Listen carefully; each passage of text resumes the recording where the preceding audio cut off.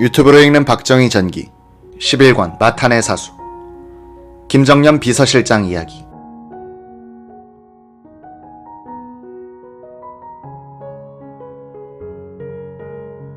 박 대통령을 가장 오래 모신 김정년 비서실장은 나 중앙정보부장 경호실장은 비서실의 사전 허가 없이 언제든지 대통령에게 보고할 수 있었으나 나의 재임 중에는 경호실장의 보고는 극히 드물었다.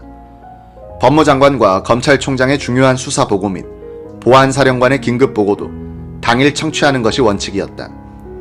정보부장과 경호실장은 비서실장이 보고한 뒤에 하는 것이 불문율이었다.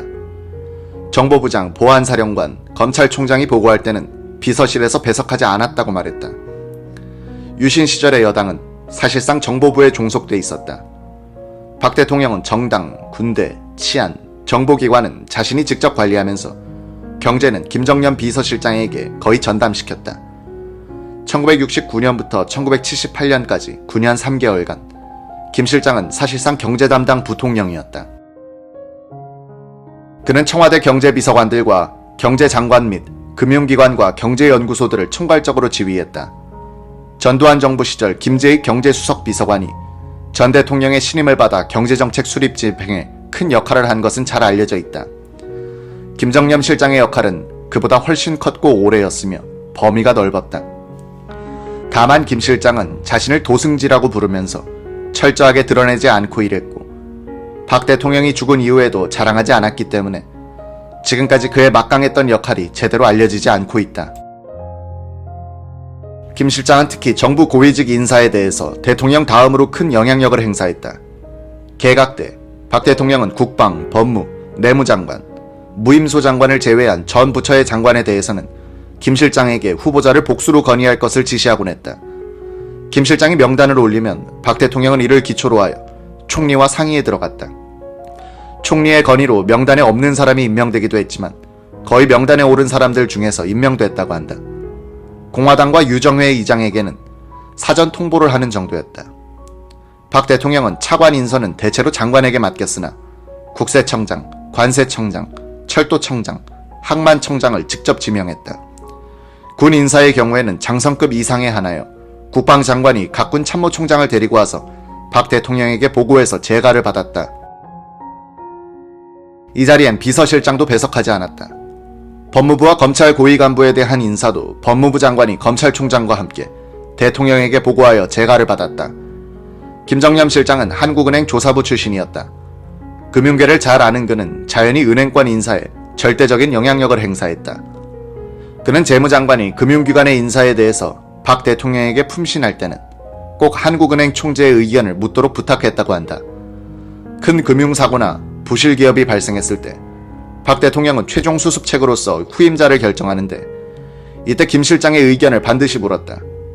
김 실장은 내가 잘 알고 있는 금융인은 한국은행에서 같이 근무한 선배나 동료들 뿐이었기 때문에 그들 중에서 천거했고 그대로 결정이 났다고 말했다.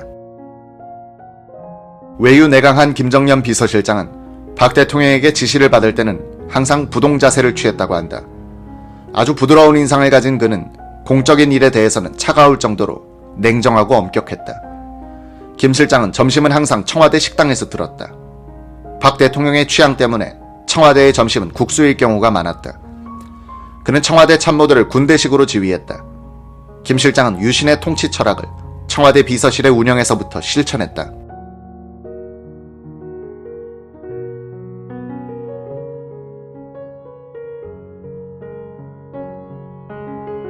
유신의 모토였던 국력의 조직화, 능률의 극대화를 대통령 이상으로 실천한 것이 김 실장이었다. 그는 금융인 출신 경제관료로 유명했지만 일제시대엔 일본군 장교 생활도 짧게 했다. 강경상업을 졸업한 그는 규슈의 오이다 고상에 들어갔다. 이 학교를 졸업한 이후에는 구마모토 예비사관학교에 입학하여 1년간 장교 교육을 받았다.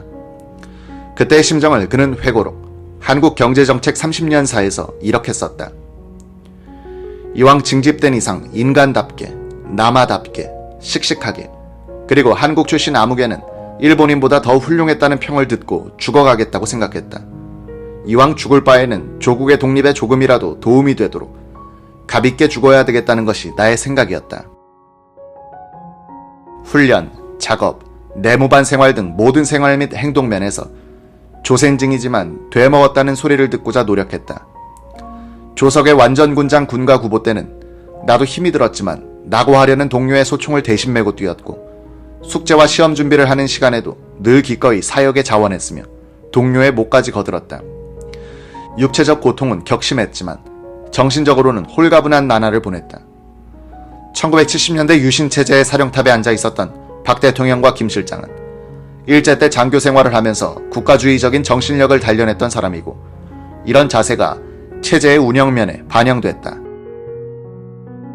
두 사람으로 대표되는 당시의 한국 지도층은 크고 작은 차이는 있으나 일제시대의 교육과 체험을 통해서 독립정신, 투지, 국가관, 공인의식의 소양을 갖춘 이들이 많았다. 지금 일부 좌파 세력들이 이런 사람들을 친일파로 매도하는 것은 위선적인 형식 논리다. 식민지 시대에 종조국이 제공하는 선진 문물을 배워서 기필코 독립을 쟁취하고 되찾은 조국을 위해서 배운 지식을 바치겠다는 생각을 가진 사람들이 제3세계의 독립과 건국의 지도자가 된 것은 전후 세계적인 추세였다. 인도의 네루와 간디, 아프리카 대부분의 독립혁명 지도자들, 그리고 싱가포르의 이광유나 말레이시아의 마하티르 같은 이들이다.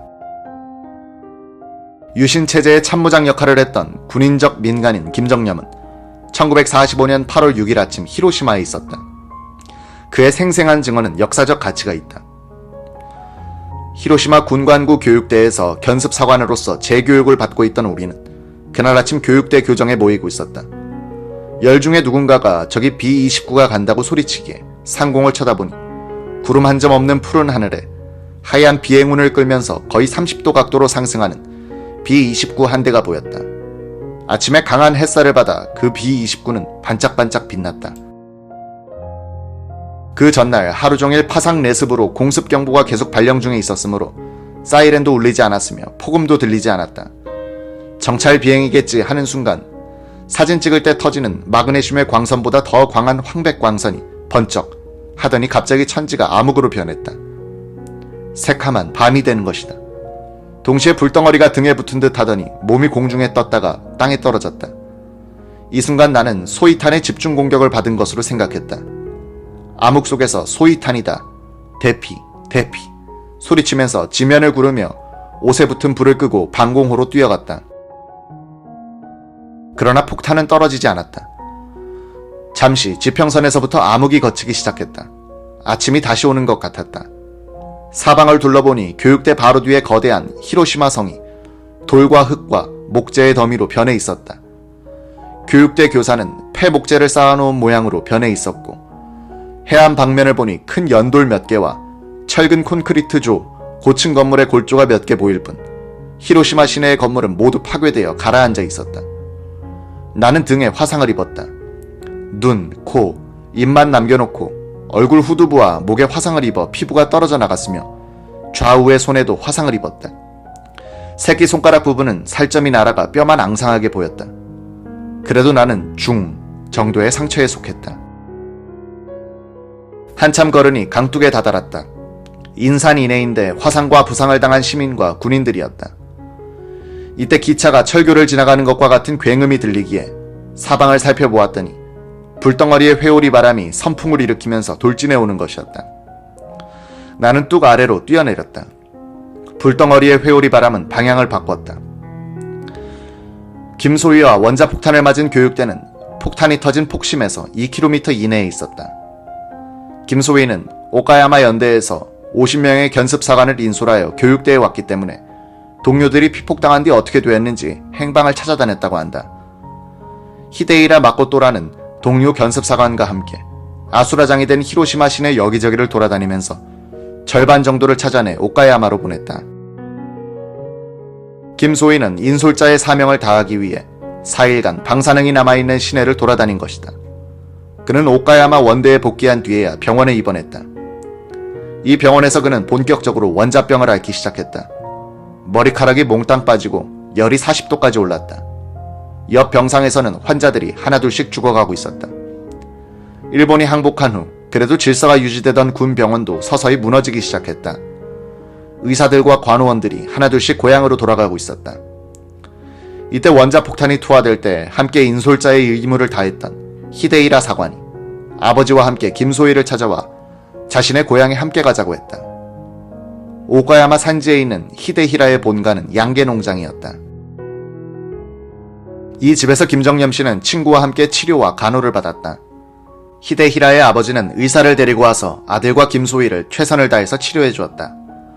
원자탄 피폭자에 대한 치료법이 알려지지도 않은 상황인데도 의사는 스스로 개발한 혈청주사 치료를 해줬는데 이것이 결과적으로 김소희를 살렸다고 한다.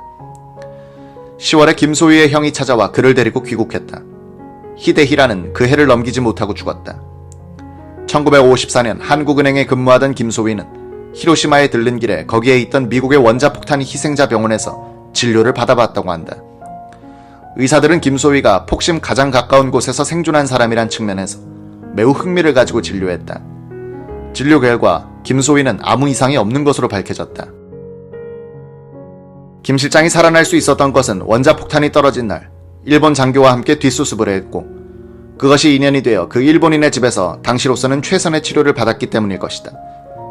이런 정신력을 가진 사람들이 박 대통령을 중심으로 뭉쳐서 1970년대 격동기에 중화학공업부와 자주 국방 건설 사업을 밀고 나갔다는 점을 놓치는 경우가 많다. 1970년대 한국의 지도층은 일제 식민지 시대와 6.25 전쟁기를 온몸으로 겪었던 40대, 50대였다. 이들로부터 단련된 당시의 20대, 30대도 대단한 투지와 생존력을 갖고 있었다. 식민지와 전쟁기를 통해서 국가의 소중함을 알게 된 한국인들은 북한의 남침 위협을 저지하는 뚝을 빨리 쌓지 않으면 먹힌다는 강박관념도 갖고 있었다. 박 대통령은 월남 패망 이후에는 3년에서 5년 이내에 주한미군이 철수할 것이라고 확신하고 그 전에 자주 국방력을 갖춰야 한다면서 핵무기와 미사일을 개발하고 방위산업을 건설하는 등 시간에 쫓기면서 일했다. 이런 분위기가 결과적으로는 유신 시대를 한국 역사상 가장 생산적인 전환기로 만들었던 것이다.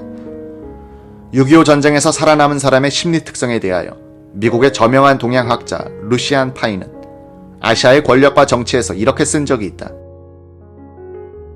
전쟁에서 살아남은 사람들은 처음에는 죽은 친척과 친지들 때문에 죄책감을 느낀다. 이런 죄의식을 극복하기 위하여 그들은 자신들이 특별한 존재이기 때문에 살아남을 수 있었다고 생각하려 한다. 이런 생각은 위험에 처해서도 나만은 무사할 것이라는 자신감으로 변하고 어떤 모험도 감수하려는 공격적 태도를 갖게 한다. 한국의 공무원들과 민간인들 모두는 항상 자신들은 예외적으로 운이 좋을 것이라고 생각하면서 위대한 과업을 수행하도록 운명지어진 인간이라는 확신을 갖고 있다. 전쟁 체험은 그들에게 어려운 과업은 어떻게 조직적으로 대처하면 극복할 수 있는가 하는 방법을 가르쳐 주었다. 한국 사회 전체가 의무, 희생, 책임감에 기초한 군사문화의 효율성에 길들여진 가운데 한국인들은 살아남은 인간답게 무엇이든지 과감하게 생각하고 거창한 일을 해낼 수 있는 능력의 소유자라는 생각을 하도록 고무되었다.